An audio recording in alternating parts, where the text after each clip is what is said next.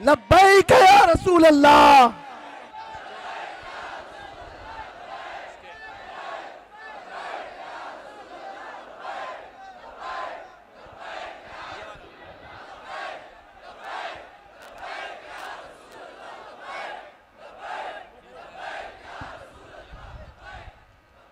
मिंबर नूर पर जलवाबार उलमाए ज़वील एहतराम, हाज़रीन अहले सुन्नत व जमाअत, अस्सलामु अलैकुम व रहमतुल्लाहि व बरकातुहू।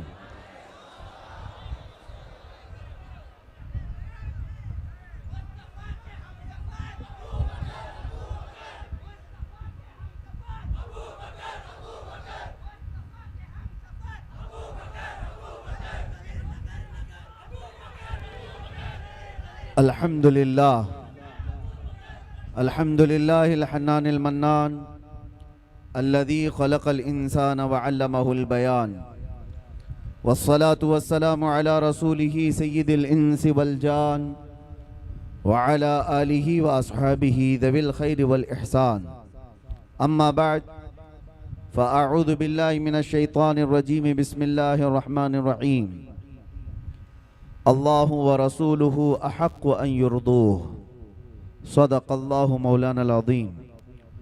बारगाह रिसालत मुआब सल्लल्लाहु अलैहि वसल्लम में दुरूद पाक का हदिया पेश करें।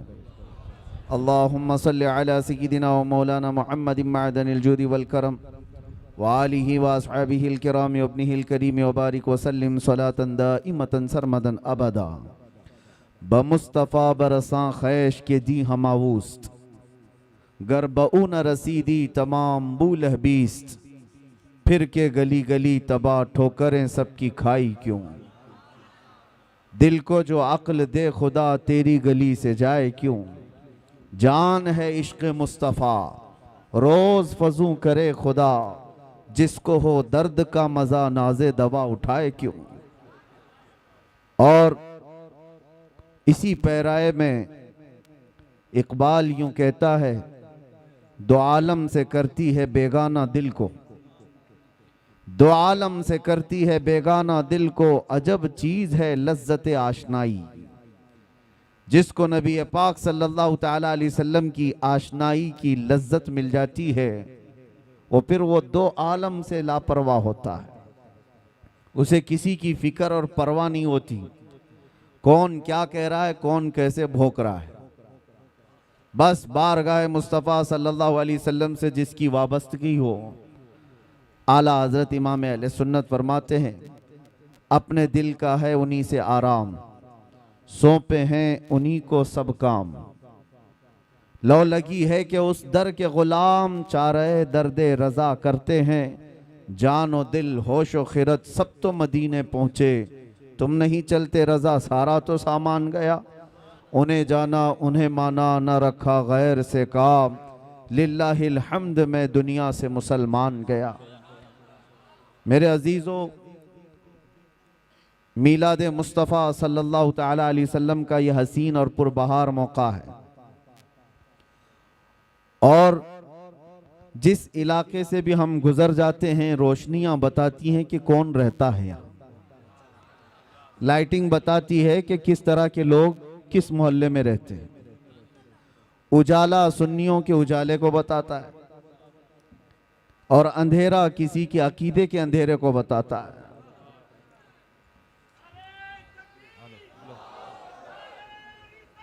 गुले गुलजारे बरकातियत हुजूर सैयदी अमान मिल्लत तशरीफ़ ला रहे हैं। आप तमामी हज़रात बग़ैर किसी धक्के के अपनी अपनी जगह पर खड़े रहें।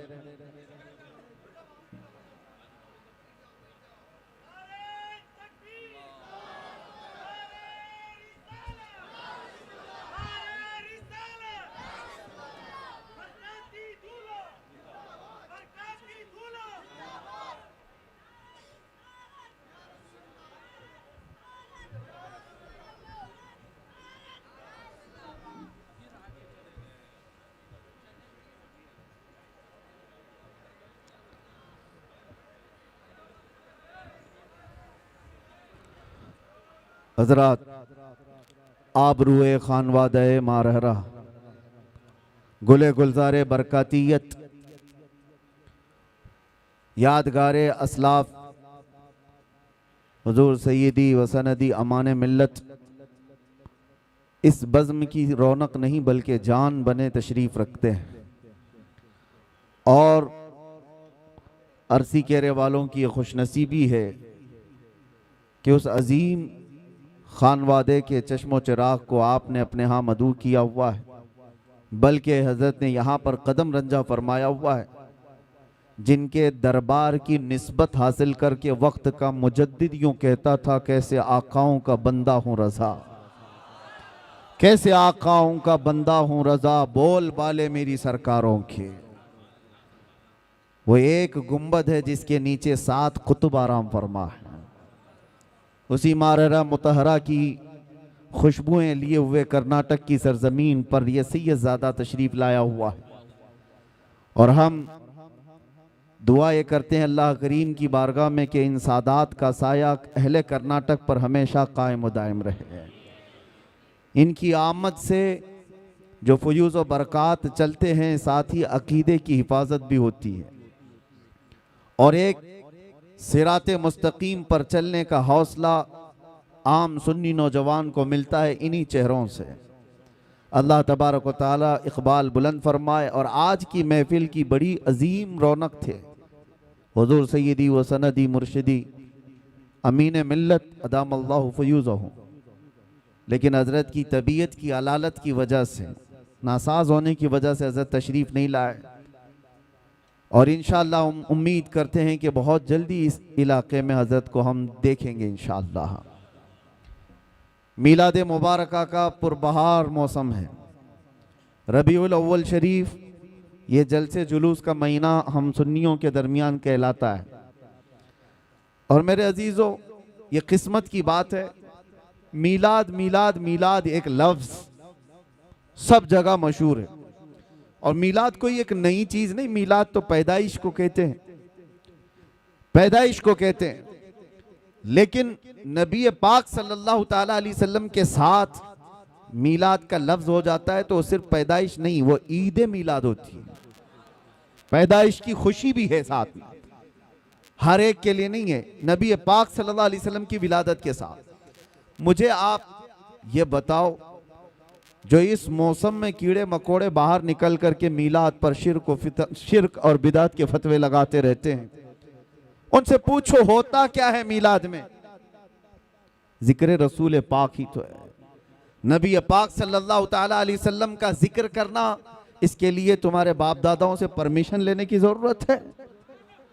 अल्लाह करीम जिसके जिक्र को कुरान पाक में यूं फरमाता है, वरफ़अना लका ज़िक्रक, और कुरान पाक आगाज से आखिर तक कुरान है नाते मुस्तफ़ा महबूब के बयान का कैसा अनोखा ढंग है। एक बात याद रखो मेरे अजीज़ों, अभी मैं देख रहा था कोई पड़ोसी मुल्क का एक मौलवी साहब जो मीलाद मुस्तफ़ा सल्लल्लाहु अलैहि वसल्लम के मुतालिक सवाल किया जा रहा है तो दिल का कोड़ बाहर निकल आता है, नहीं नाजायज़ है, ये कहीं है नहीं। सामने वाले ने कहा कि सुना है सुन्नी लोग जवाब में कहते हैं कि मक्का में हुजूर पैदा हुए थे तो मक्का वालों ने मीलाद नहीं मनाई, इसलिए कि कुफार और मुशरिकीन थे जब हुजूर वहां पैदा हुए थे। लेकिन जब मदीने तैयबा तशरीफ ले गए थे तो मदीने वालों ने दफ बजा करके हुजूर का इस्तकबाल किया था, हुजूर की आमद का शानदार इस्तकबाल किया था। तो सुन्नी लोग ये कहते हैं कि हम मदीने वालों के नक्शे कदम पर चलते हैं। मौलवी साहब ने कहा, मियाँ ये तो एक ऐसी ही बात है, फैलाई हुई बात है। मैं उन लोगों से कहता हूँ कि मदीने तैयबा में हुजूर एक बार आए थे, एक बार इस्तकबाल हुआ, क्या हर साल थोड़ी ना होता है? हुजूर पैदा हुए एक साल तो क्या हर साल थोड़ी ना मनाई जाती है? जबकि उस कमबख्त मौलवी साहब को ये नहीं पता हर साल आज़ादी के मौके पर खुद भी खड़ा होता है, पूरे मुल्क की आज़ादी की खुशियों में बच्चों को भी झंडे लेकर खड़ा होता है। हम उनसे पूछते हैं तुम्हारा मुल्क एक बार आज़ाद हुआ था कि हर साल आज़ाद होता है? एक ही बार हुआ था, लेकिन उसकी यादगार तो मनाते हो। यहां पर कोई उनको जवाब नहीं है। उसको ये कहते हैं कि नहीं ये तो एक दुनियावी मामलात है, इसको दीन पर क़यास ना करो। इनके घर में चोर बेटा पैदा हो, पता ही नहीं इसका मुस्तकबिल क्या होने वाला है, पता ही नहीं है, बड़ा होकर के डाकू बनेगा कि डॉक्टर बनेगा मालूम नहीं, लेकिन बर्थडे हर साल उसका होना चाहिए। केक भी बड़ा लाओ, मिठाइयाँ भी लाओ, लोगों को दावतें भी दो। सबके घर इससे आजकल बच्चे किसी के नहीं है, हो सकता है किसी के यहाँ थोड़ा किसी के यहाँ ज्यादा, लेकिन मना रहे हैं सब। एक ट्रेंड नहीं है बर्थडे मनाने का, तुम नहीं भी मनाओ तो बच्चे तुम्हारी गर्दन पे चढ़ के पूछते हैं मेरा बर्थडे है क्यों नहीं मना रहे। वो बच्चों को आज मैं ये पूछना, मैं तालीम देना चाहता हूं कि अल्लाह ना करे तुम्हारे यहाँ कहीं पर भी ये सड़न अगर आ गई जो हुजूर की मीलाद पर ये कहते हैं एक ही साल हुजूर तशरीफ लाए थे, हर साल क्यों? तो अपने बाप से भी कहो मैं एक ही बार पैदा हुआ था, हर साल बर्थडे क्यों, हर साल क्यों? मेरे अजीजों, जिसका फ्यूचर मालूम ही नहीं ये क्या होने वाला है, उसकी खुशियां मनाते हो, और जो महबूबे रब्बुल आलमीन है, जिसका आना यहां पर बरकत है और जिसका रहना यहां रहमत है, और उसके आने के दिन को हम यादगार नहीं मना सकते। दूसरी एक और बात फैलाई जाती है, ये इसलिए कि कंफ्यूजन में दूर करना चाहता हूं। सुन्नी लोग बेचारे ऐसे बौछार आ जाते हैं तो परेशान होकर के कहते हैं ऐसा है क्या, क्योंकि इल्म से वास्ता कम रहता है। लेकिन सोशल मीडिया पर आजकल आप ज्यादा एक्टिव हैं, तो हम भी चाहते हैं कि उसी तरह से आपको जवाब भी परोस दिया जाए। एक चीज और फैलाई जाती है कि 12 रबीउल अव्वल को तुम तो हुजूर की विलादत की खुशी मनाते हो, जुलूस निकालते हो, तुम्हें ये नहीं मालूम सुन्नियों कि हुजूर का उस दिन इंतकाल भी हुआ था, हुजूर उस दिन दुनिया से रुखसत भी हो गए थे। तो गम होना चाहिए जो सहाबा को इतना गम था। सहाबा थोड़ी ना खुशियां मना रहे थे, हुजूर के जाने का दिन है। क्या अजीब चीज के जरिए से लोगों के जहन को खरीदने की कोशिश की जाती है। ये ऐसी ही बात है, मैं आपको बताता हूं, इस पर मैं जवाब बाद में देता हूं। अभी हम मदीने शरीफ में थे तो एक साहब मट्टी लेकर के आए थे वापस, कहा कि हजरत हम जो है ये 6 महीने पहले उम्रा पे आए थे, जन्नतुल बकी की कुछ मट्टी लेकर के गए थे, तो लोगों ने इतना डराया कि जन्नतुल बकी की मट्टी जो है जुदाई के गम में रोती है, इसको वापस लेके आया। खैर ठीक है, तुम्हारी अकीदत अपनी जगह, और किसने इस तरह की बातें की। हम ये नहीं कहते कि सब मट्टी उठा लाओ, किसी ने कहा मदीने की मट्टी वो अपनी निस्बत के लिए एहतराम के तौर पर उसका अपना मामला है, उठाया तो उठाया, लाया तो लाया, लेकिन बहकाने वाले ने उसको किस अंदाज से बहकाया, ऐसे कि जुदाई के गम में रोती है, वापस ले जा। मैंने उससे कहा उस मौलवी को पकड़ के, खजूर नहीं रोता क्या जो मदीने से 10-10 किलो भर के लाते हो? मदीने के दरख्तों में खजूर भी तो है, तोड़ के लाते हो। जमजम नहीं रोता क्या, वहां के कुएं से उठा करके लाते हो? किस तरह की, इस तरह मैनिपुलेट करके लोगों के दिमाग को। इमाम आमश एक बहुत बड़े बुजुर्ग हैं, उनके पास एक साहब आए थे और उन्होंने कहा था ऐसा ही सवाल इमाम आमश के पास, कहा कि हुजूर मैं मस्जिद में सजदा करके जाता हूँ, कंकरियां पेशानी पर लग जाती हैं, मैं घर पर जाता हूँ झाड़ता हूँ, तो कुछ लोगों ने कहा मस्जिद की जो कंकरियां पेशानी पर लगती हैं वो अगर घर में जाकर झाड़ोगे तो वो चीखती हैं, चिल्लाती हैं कि मस्जिद से मुझे उठाकर तुम बाहर ले आए। इमाम आमश से उसने पूछा कि इसका हल क्या है बताइए, तो इमाम ने कहा जब वो चीखने चिल्लाने लगे तो उनका गला दबा के पकड़ लेना। जब वो कंकरियां चीखने चिल्लाने लगे तो उनका गला दबा लेना। उसने कहा कि हुजूर ये भी क्या जवाब है, क्या कंकरियों का गला होता है? आपने कहा गला नहीं होता तो चिल्लाती कहां से? वो बड़े इमाम थे, बड़े बुजुर्ग थे, वो इस तरह के जवाब देते थे। ये जो आज फैलाया गया है, हाँ हुजूर की विलादत भी हुई थी, हुजूर का विसाल भी हुआ था 12 रबीउल अव्वल, लेकिन फर्क ये है मेरे अजीजों, नबी पाक सल्लल्लाहु ताला अलैहि वसल्लम के जाने के गम के बारे में तुम कहते हो, हम दोनों चीजों को रख करके देखते हैं, तुम्हारे ऊपर हुजूर के जाने का गम गालिब क्यों है? हुजूर पाक सल्लल्लाहु ताला अलैहि वसल्लम की आमद की खुशी क्यों नहीं है? एक कुरान की आयत से मैं बताता हूं, इस उम्मत पर अल्लाह तबारक व तआला वैसे अज़ाबात नाजिल नहीं करता जैसे पिछली उम्मतों पर आते थे। पिछली उम्मतें जब गुनाह करती थी, कुछ बंदर बन गए, कुछ खिंजीर बन गए, किसी पर नोकीले पत्थरों का अज़ाब आया। रब ताला फरमाता वअमतरना अलैहिम हिजारतम मिन सिज्जील मंदूद, हमने उन पर नोकीले पत्थरों की बारिश कर दी। फजअलना आलियहा साफिलहा, ऊपर वाले हिस्से को पलट कर नीचे कर दिया है। और कभी किसी को तेज हवाएं भेजकर खोपड़ियां उड़ गई हैं, लोगों के भेजे कानों से निकल गए। ऐसे तूफान नूह के अज़ाब आए। क्यों आते थे? उनके कुछ गुनाह थे, उन उम्मतों की कुछ नाफरमानियां होती थी, गुनाहों की वजह से अज़ाबात आते थे। लेकिन मैं पूछता हूं मेरे अजीजों, क्या वो गुनाह इस उम्मत में नहीं होते? क्या ये उम्मत वो गुनाह नहीं करती? शुएब अलैहिस्सलाम की कौम पर सिर्फ इसलिए अज़ाब आया था कि वो नाप तोल में कमी करते थे। यहां तो पता नहीं हर चौथा पांचवा दुकानदार वही कर रहा होगा। नाप तोल में कमी एक बहुत बड़ा गुनाह था जिसकी वजह से अल्लाह का अज़ाब आया, और वो नबी की नाफरमानी भी करते थे। नूह अलैहिस्सलाम की कौम अपने नबी को बशर कहती थी। यहां पर भी है वो अपने नबी को बशर, बशर का मतलब आम आदमी की तरह कहते थे। बशर तो है ही, आम आदमी की तरह समझते। अल्लाह का अज़ाब आया। लेकिन इस कौम में वो सारे गुनाह हैं, जिना भी है, चोरी भी है, डकैती भी है, नाप तोल में कमी भी है, नाफरमानियां है, शिरक है, कुफ्र है। अज़ाबात क्यों नहीं आते? इसका जवाब खुद रब्बे ज़ुल जलाल कुरान में फरमाता है वमा कान अल्लाहु लियुअज़्ज़िबहुम व अंत फ़ीहिम, अल्लाह ताला इस उम्मत पर वैसा अज़ाब नाज़िल नहीं करेगा इसलिए कि इनके बीच में मेरा महबूब।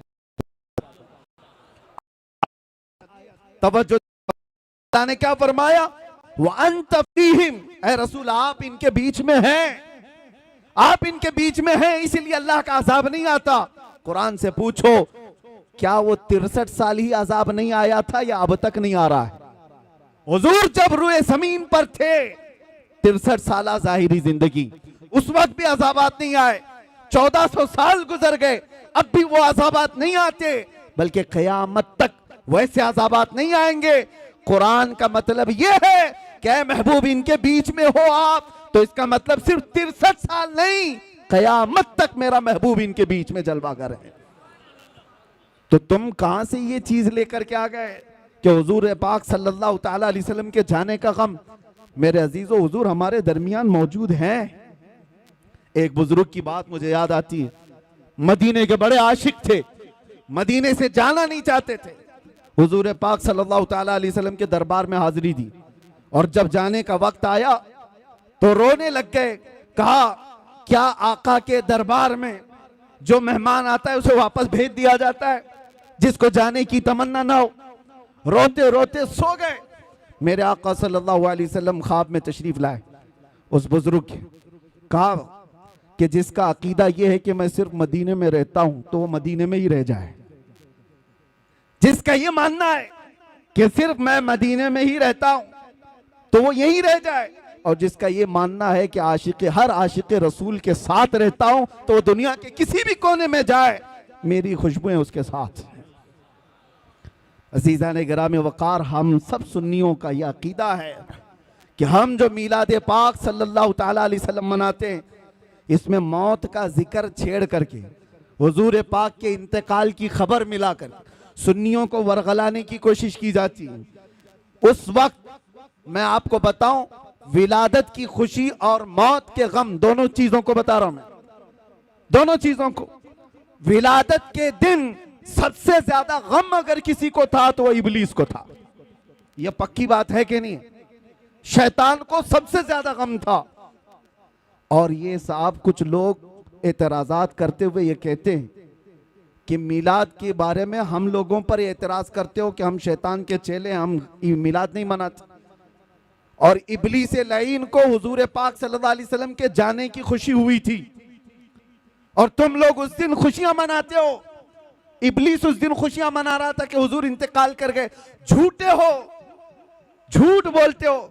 जिस दिन हुजूर का इंतकाल हुआ उस दिन भी शैतान खुश नहीं था, बल्कि वो ये कह रहा था ये तो दुनिया से चले गए लेकिन इस्लाम पूरे कोने तक फैल जाएगा।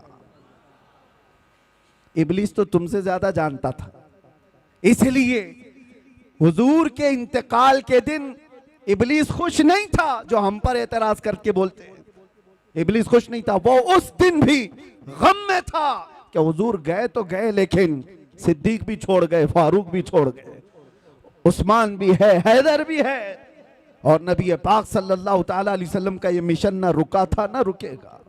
अजीज़ा ने गिरामी वक़ार, ये मीलाद के सिलसिले में चंद बातें थी जो आपको बताना ज़रूरी है, और बल्कि हर साल ये रिपीट की जाती हैं और अब महफूज रहेंगी। अगला साल फिर आएगा, फिर आप ये चीज़ें सुन लेना। ये स्प्रे का काम करेंगी, जब जब कहीं से कॉकरोच आए तो स्प्रे मारते हैं। नौजवानों के लिए खास तौर पर अपने अकीदे की हिफाजत करो, अपने अकीदे की हिफाजत करो। जान है इश्क मुस्तफ़ा रोज फजू करे खुदा, जिसको हो दर्द का मजा नाजे दवा उठाए क्यों। आज मैं ये बात अर्ज करना चाहूंगा जो कुरान की आयत मैंने तिलावत की। अल्लाह फरमाता अल्लाहु व रसूलुहु अहक्कु अन युर्दू, अल्लाह और उसका रसूल ही ज्यादा हकदार हैं कि उनको राजी किया जाए। बस अल्लाह और उसके रसूल ही ज्यादा हकदार हैं कि उनको राजी किया जाए। तुम किसको किसको राजी करने में लग गए। दुनिया कभी राजी नहीं होगी। जिसके लिए तुमने दाढ़ियां छिलाई, जिसके लिए तुमने अपने हुलिये बदल दिए, जिसके लिए तुमने अपने अखलाक बदल दिए, वो दुनिया तुमसे राजी ही नहीं हुई। तुम महंगे महंगे कपड़े डिजाइन के, फैशन के पहन करके सोचने लगे दुनिया को दिखाऊंगा। दुनिया फिर भी तुम पर उंगली उठाती रही, ताने मारती रही, लेकिन मेरे अजीजों ये कभी राजी नहीं हुई, कभी नहीं।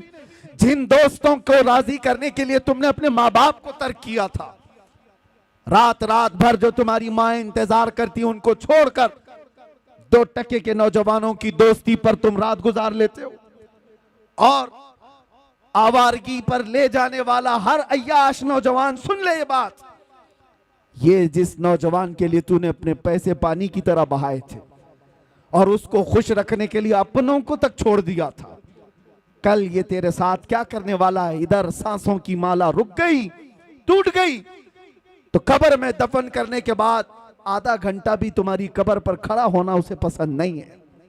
रुखसत हो गया, मुट्ठी भर भर करके मिट्टी डाला और चला गया। यही है वो दुनिया। इसीलिए कुरान ये कहता है इस दुनिया में अगर सबसे ज्यादा हकदार कोई है जिसको राजी किया जाए, वो अल्लाह और उसके रसूल है। और दुनिया इसको राजी करने के लिए बहुत पापड़ बेलने पड़ते हैं। कितनी मर्तबा अगर किसी के साथ कुछ हो गया, तुम्हारी तकरार हो गई, देखो उसको मनाने के लिए कितना वक्त लगता है, कितना वक्त लगेगा, लेकिन रब तबारक व तआला का दस्तूर और मेरे महबूब अकरम सल्लल्लाहु अलैहि वसल्लम का दस्तूर क्या है। यहां बंदा एक बार आता है, एक सजदा करे, अल्लाह उसे माफ फरमाए, वो एक सजदे में राजी हो जाए। और इधर मेरे मुस्तफा करीम सल्लल्लाहु ताला अलैहि वसल्लम, जिनका दरबार आली ये है, आला हजरत फरमाते हैं चोर हाकिम से छुपा करते हैं। और यहां पता है ना दुनिया में क्या है, जो चोरी किया हुआ है वो पुलिस से डरता हुआ घूमता है, पुलिस पकड़ लेगी वो छुपता रहता है। लेकिन या रसूल अल्लाह तुम्हारा दरबार ही अलग है, चोर हाकिम से छुपा करते हैं, और यहां तेरे दामन में छुपे चोर अनोखा तेरा, करके तुम्हारे गुनाह मांगे तुम्हारी बना, और तुम कहो दामन में आ, तुम पे करोड़ों दुरूद। ये बारगाह है मुस्तफा करीम सल्लल्लाहु अलैहि वसल्लम का।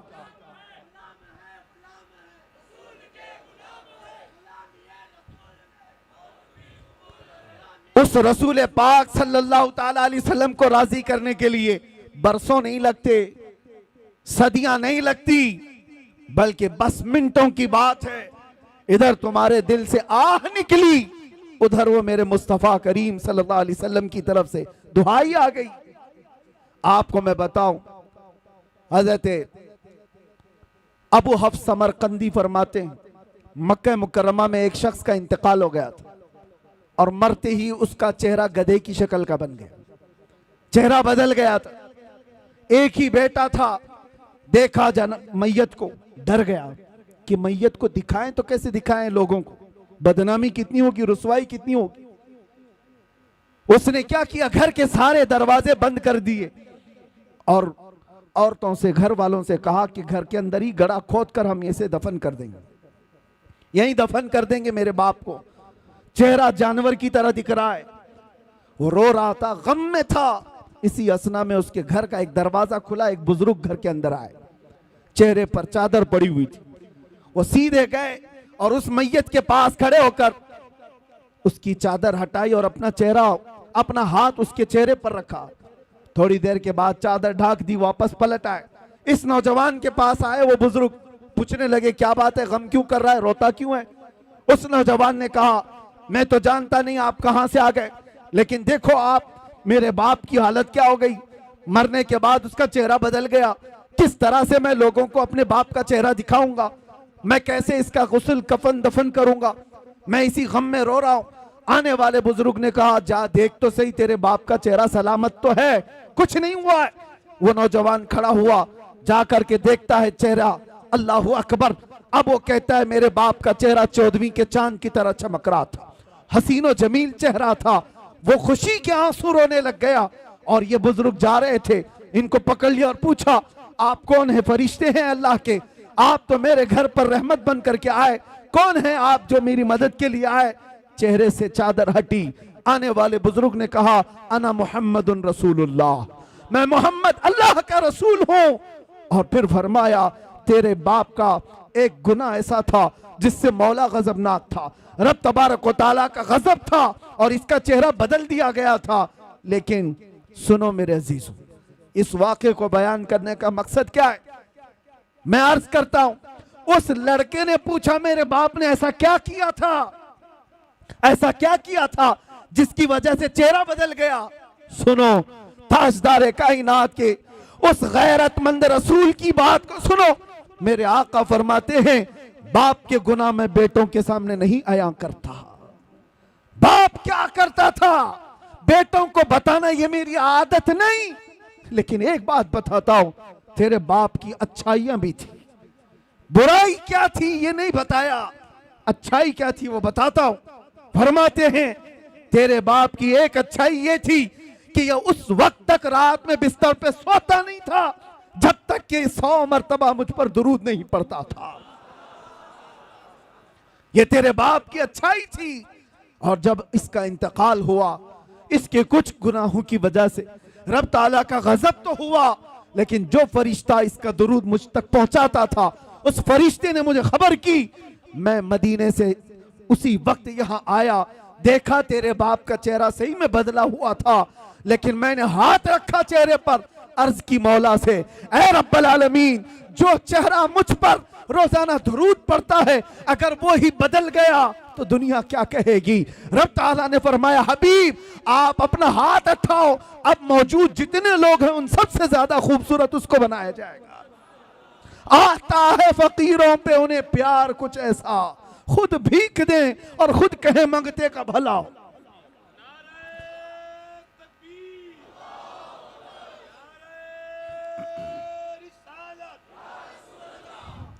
ये बात किस लिए मैंने अर्ज की, इसलिए कि जिस रसूल को बंदा रात की तन्हाई में याद करता हो, अगर उस पर मुसीबत आ पड़ी हो मौत के वक्त, ये दोस्त, ये अय्याश, ये आवारे कोई नहीं आते।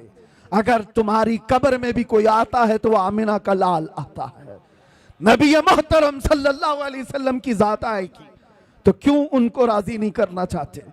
आला हजरत का भी यही पैगाम था, आज ले उनकी पना, आज मदद मांग उनसे, कल न मानेंगे कयामत में अगर मान गया, वहां पर फिर नहीं माना जाएगा। आज आ जाओ, राजी उनको करो, उस नबी पाक को राजी कर लोगे, दुनिया सब तुमसे राजी करा दी जाएगी, लोगों के चेहरे तुम्हारी तरफ फेर दिए जाएंगे। मैं एक अदना सा कुत्ता हूं दरबारे मुस्तफा का, बल्कि उसमें भी शुमार हो जाए तो किस्मत की बात है। सगे तैबा सब मुझे कह करके पुकारे बेदम, यही रखी हो मेरी पहचान मदीने वाले। हमारी इससे ज्यादा की औकात भी नहीं, लेकिन मैं एक बात अर्ज करता हूं, हमने लौ लगाई थी बारगाह मुस्तफा की तरफ और हमने सारा मौजू, सारा उन्वान समेट करके तय किया था कि अब जिंदगी बाकी है तो हुजूर पाक सल्लल्लाहु अलैहि वसल्लम के नामूस की हिफाजत के लिए ही बोलेंगे। ये अर्ज किया, अहद किया था, इसका असर हम देखते हैं।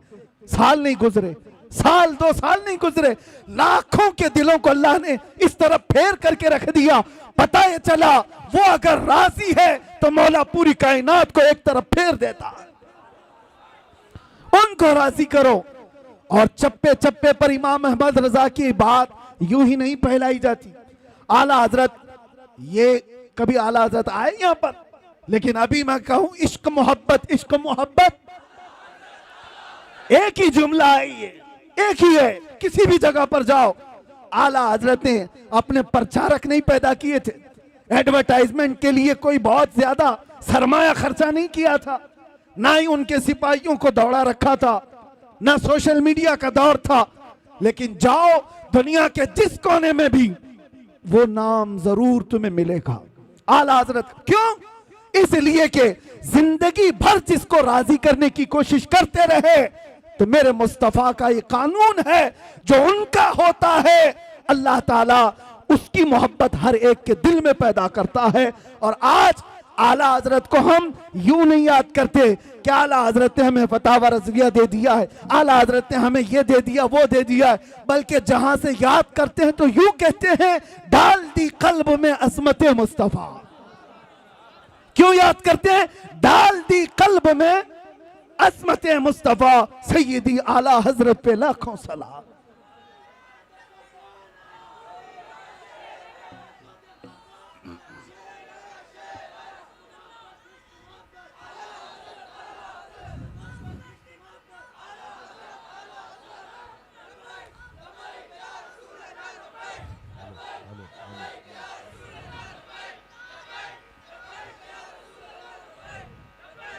आपको मैं ये बात बता दूं, नबी पाक सल्लल्लाहु ताला अलैहि वसल्लम को राजी करने वाला, फिर वो दुनिया की परवाह नहीं करता, दुनिया उसे क्या कह रही है क्या नहीं कह रही है। यही तो इकबाल ने कहा, दो आलम से करती है बेगाना दिल को। बात समझो, दो आलम से करती है बेगाना दिल को। अजब चीज है लज्जत आशनाई, अजब चीज है लज्जत आशनाई। ये बिलाल हबशी को मिली तो उन्होंने ये नहीं देखा कि उनका रंग क्या है। ये सलमान फारसी को मिली, उन्होंने ये नहीं देखा कि गुर्बत क्या है। जिसको भी ये लज्जत आशनाई मिलती है, वो फिर सिर्फ और सिर्फ उनकी रजा की कोशिश करता है, महबूब रूठने न पाए। आपको पता है, इसके लिए अल्लाह व रसूलुहु अहक्कु अन युर्दू, इस पर मैं बात कर रहा हूं। हिजरत का मौका है, मशहूर वाक़या आपको पता है, गारे सौर में मेरे आका सल्लल्लाहु अलैहि वसल्लम सिद्दीक अकबर के साथ एक सांप हजरत अबू बकर सिद्दीक के पांव में काट रहा था, वाक़या पता है। और उसके बाद जहर चढ़ भी गया। नबी पाक सल्लल्लाहु ताला अलैहि वसल्लम वहां मौजूद है गार में। सांप से कटवाना आसान बात नहीं है। अरे मियां, अगर कांटा भी चुभ जाए तो हमारा जिस्म बेख्तियारी में हिल जाता है, आपको हिलाने की जरूरत नहीं। चलते चलते अगर कंकरी चुभ गई तो आप खुद ब खुद हिल जाओगे, बैलेंस बिगड़ जाएगा। आपके अंदर इख्तियार नहीं है कि चाह करके हिलूंगा, नहीं, बेइख्तियार हिल जाते हो। कांटा भी चुभे, सांप काट रहा हो, जहर चढ़ रहा हो, लेकिन सिद्दीक अकबर के जिस्म में जुम्बिश भी नहीं आती, हरकत भी नहीं आती। वजह क्या है? नबी पाक सल्लल्लाहु अलैहि वसल्लम उनके जानू पर सर रखकर आराम कर रहे। रसूल को राजी रखना है, खलल ना हो। और इधर ये सांप, आप आज भी तहकीक करके मालूम कर लो, सांप का जहर ऐसा है कि आधे घंटे में आदमी मर सकता है। कुछ सांप ऐसे हैं आधे घंटे में आदमी मर सकता है। सिद्दीक अकबर को जो सांप काट रहा था, वो बरसों पुराना सांप, जहर चढ़ चुका है, लेकिन आपके जिस्म में हरकत नहीं, आप पांव तक हिलाना नहीं चाहते। उनको पक्का मालूम होगा कि ये सांप का जहर अगर ऊपर तक चढ़ आया तो अभी थोड़ी देर के बाद मेरी मौत हो जाएगी, मौत हो जाएगी, जान जाने वाली है। और रसूलुल्लाह को वो नींद से उठाना नहीं चाहते। सिद्दीक बल्कि गार में जान उन पे दे चुके, हिफ्ज़े जान जो जान फुरूज़े गुरर की है। आला हजरत कहते, पता है आपको मैं बताता हूं, मुसलमान हो तो सबसे पहला फर्ज क्या है पता है आपको? सबसे पहला फर्ज, आप तो कहेंगे ईमान की बात पूछ रहा हूं, कलमा नहीं, सबसे पहला फर्ज है जान बचाना, जान की हिफाजत सबसे पहला फर्ज। फिर उसके बाद दूसरे फर्ज है नमाज या दीन की हिफाजत, ये दूसरा फर्ज। जो सबसे पहला फर्ज है वो जान बचाना। आला हज़रत फरमाते हिफ्ज़े जान, जान फरूज़ गुरर की है, सारे फराइज की जान है ये, जान को बचाना। और सिद्दीक अकबर जान ही निछावर कर रहे हैं, किस पर? नबी पाक की सिर्फ नींद पर, उठाया नहीं।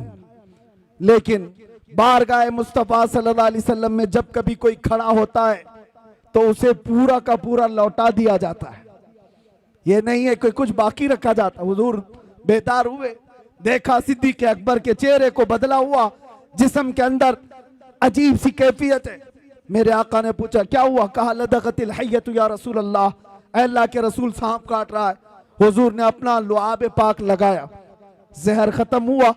वाकया पता है, हजरत अबू बकर कहते हैं जिंदगी भर मुझे फिर ये पता ही नहीं चलता था इस पांव में सांप काटा था कि उस पांव में काटा था। एक बात ही। दूसरी बात, नबी पाक सल्लल्लाहु अलैहि वसल्लम मौला अली के साथ, असर का वक्त है, हुजूर की नमाज असर हुई, हजरत अली ने नमाज असर नहीं पढ़ी। यहां भी यही मसला है, नबी पाक सल्लल्लाहु अलैहि वसल्लम हजरत अली की गोद में सर रखकर आराम फरमा रहे, सूरज डूब रहा था। वो आम लोगों की बात नहीं कर रहा हूं, हैदर कर्रार की नमाज, नमाज जा रही है, गम अंदर से है, लेकिन बारगाह मुस्तफा में बैठे नबी पाक आराम कर रहे हैं, नमाज जा रही है। मुझे बताओ, अल्लाह की इबादत और इधर रसूलुल्लाह की नींद। हजरत अली नहीं उठाए, सूरज डूब गया, असर चली गई। उसके बाद मेरे आका की नींद या मेरे आका सल्लल्लाहु अलैहि वसल्लम की आंख खुली तो आपने देखा हजरत अली को रोते हुए, पूछा क्या हुआ? असर कज़ा हुई। हुजूर पाक ने उनके लिए भी क्या किया? इशारा किया, डूबे हुए सूरज को पलटाया। वाकया पता है, असर की नमाज हजरत अली की अदा हो गई। दो चीजें मैंने आपके सामने रखा, एक सिद्दीक अकबर जिनको चाहिए था जान बचाना, जो सबसे पहला फर्ज है, वो निछावर कर दिया, और हजरत अली को जो दूसरा फर्ज है नमाज की हिफाजत, वो भी छोड़ दिया। किसके लिए? रसूलुल्लाह के लिए। किसके लिए? नबी पाक की नींद के लिए। एक जान कुर्बान कर रहा है और एक नमाज कुर्बान कर रहा है। आला हजरत अब इस पर क्या कहते हैं सुनो। सिद्दीक बल्कि गार में जा उन पे दे चुके, हिफ्ज़े जान जो जान फुरूज़े गुरर की है, मौला अली ने वारी तेरी नींद पर नमाज, वो भी नमाज असर जो आला खतर की है। तूने फेर दी उन्हें नमाज, तूने फेर दी उन्हें जान और उनकी नमाज। या रसूल अल्लाह, तूने फेर दी उनकी जान और उन्हें नमाज, पर वो तो कर चुके जो करनी बशर की है। अब क्या साबित होता है? साबित हुआ जुमला फराइज फुरू हैं, जितने फर्ज हैं ये सब ब्रांच हैं। फरा का मतलब समझते हो? फरा किसको कहते हैं? ब्रांच को, शाख को। असल और फरा दो चीजें, असल फर्ज है और उसकी जो शाख है उसको फरा कहते हैं। अब आला हज़रत फरमा रहे हैं ये दोनों साहबा सिद्दीक अकबर के अमल से, मौला अली के अमल से ये साबित होता है जितने फराइज हैं ये सब ब्रांच हैं, ये सब शाखें हैं।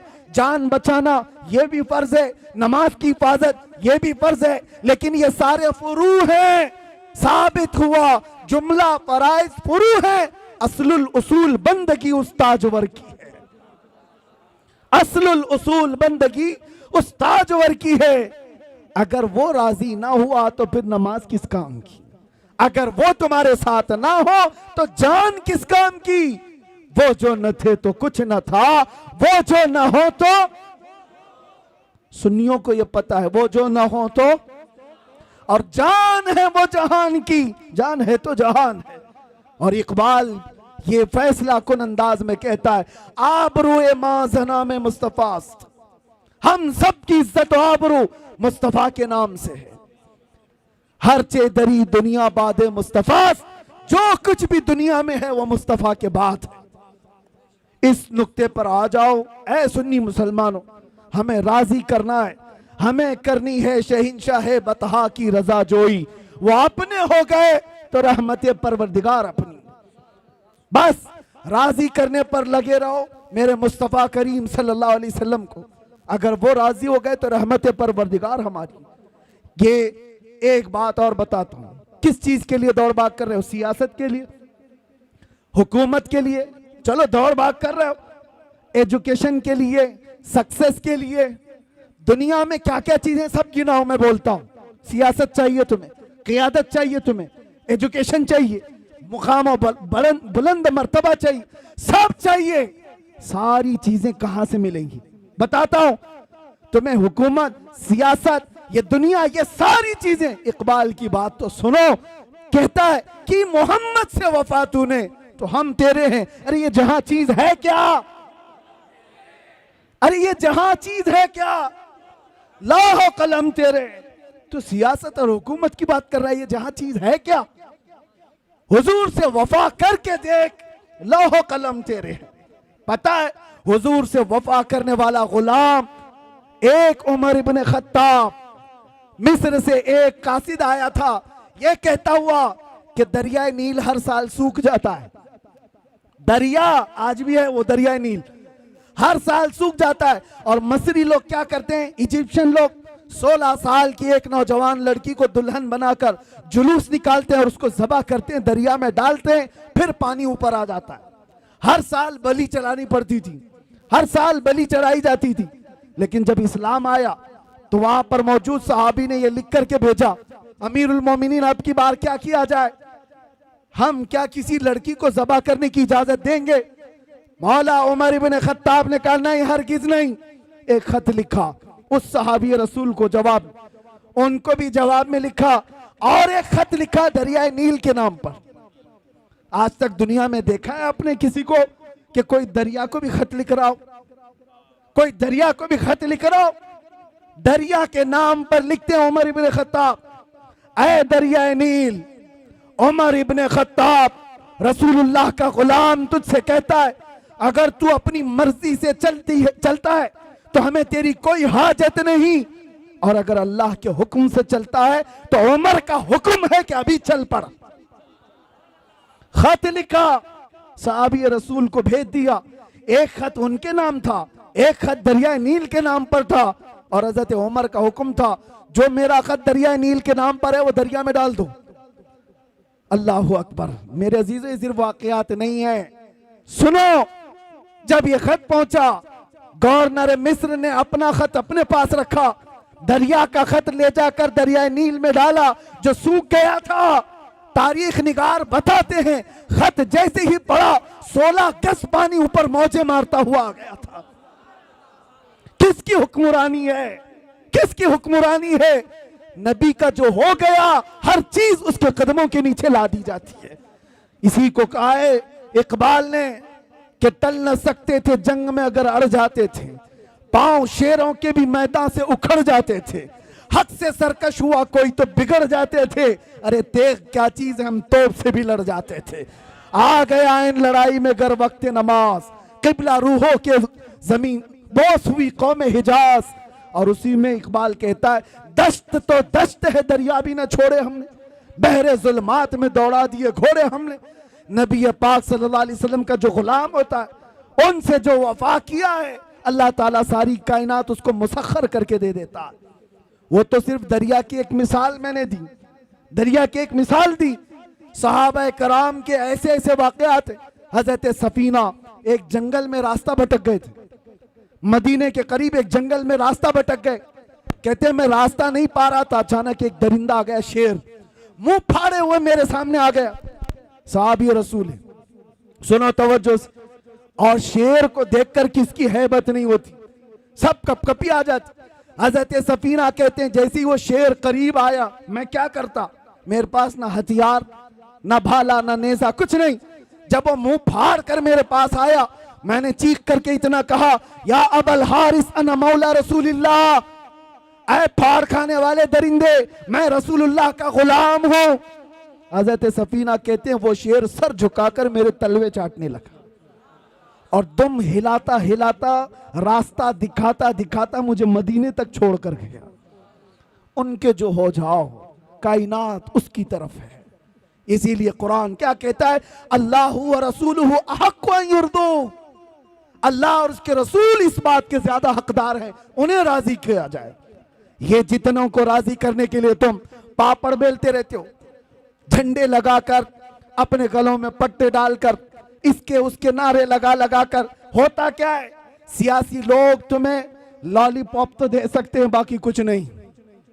और क्या है, इनके पास इधर से धक्का मारा उधर पहुंचा, उधर से धक्का मारा इधर पहुंचा, और इनके खुद के 5 साल के ठिकाने नहीं। जिनके 5 साल के ठिकाने नहीं, उनसे तुम अपनी आबरूएं वाबस्ता की हो, अपनी उम्मीदें वाबस्ता की हो। और जो सुल्तान और बादशाह क़यामत तक का है, उसके दरबार की तरफ हाथ क्यों नहीं उठाती? उसके दरबार की तरफ उठाओ। इसीलिए मारहरा का अजीम कलंदर अपने दौर में हुजूर सैयदुल उलमा जब वो दौरे करते थे, उनका भी एक वक्त था जब हुकूमत भी कांप रही थी उनकी जुबान से निकलने वाले अल्फाज और हजारों के मजमे में उनका असर देखकर। और उस जमाने में हुकूमत एक डिक्टेटरशिप की तरह थी। लेडी प्राइम मिनिस्टर, उनकी तरफ से सुना गया कि कहा गया, मियां सैयद मियां आप राज्यसभा की कुर्सी ले लीजिए, आप भी पार्लियामेंट के मेंबर बन जाइए। तो आप सैयद मियां रहमतुल्लाह अलैह ने फरमाया था, जिसके पास आयतल कुर्सी हो उसे तेरी कुर्सी की जरूरत नहीं।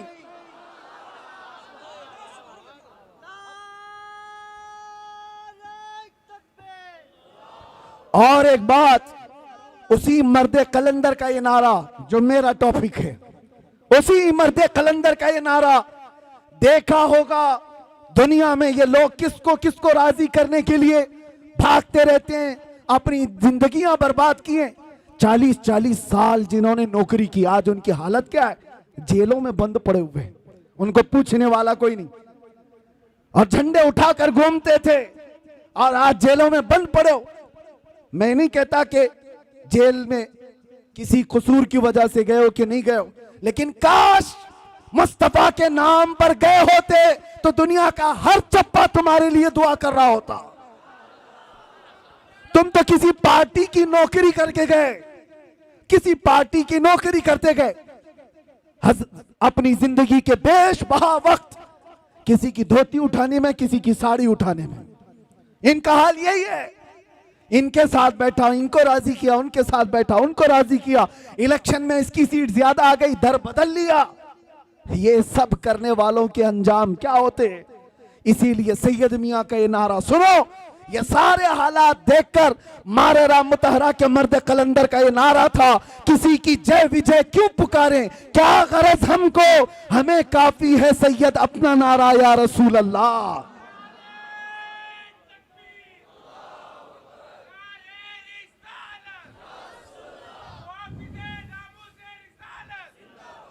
अजीजा ने गिराम वकार, बस मैं अपनी बात को खत्म करता हूं। अल्लाह और उसके रसूल को राजी करने की फिक्र में रहो, बाकी किसी को राजी करने की जरूरत नहीं।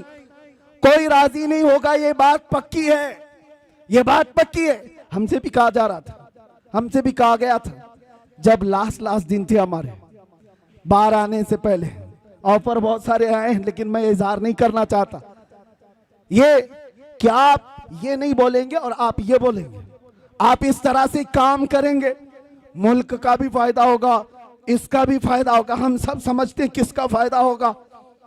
ये बातें करने वालों से मैं एक बात कहा था, तुम्हारी क्या गारंटी है कि कब तक तुम राजी रहोगे, कब तक तुम राजी रहोगे।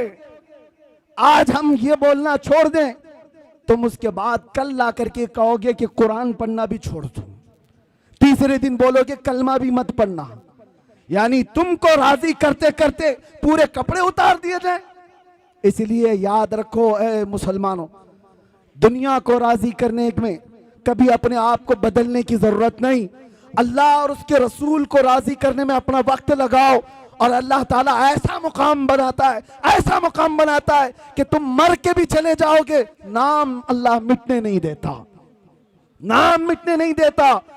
बस यही मेरा मैसेज है कि आज झूम करके हम ये कह करके जाएंगे, दुनिया किसी भी तरफ बुलाए, दुनिया किसी भी लालच की तरफ हमें पुकारे, हमें वो नहीं देखना है और ना उनको राजी करना है, ना हुस्न को राजी करना, ना दौलत को राजी करना, ना वक्त के ताकतों को राजी करना।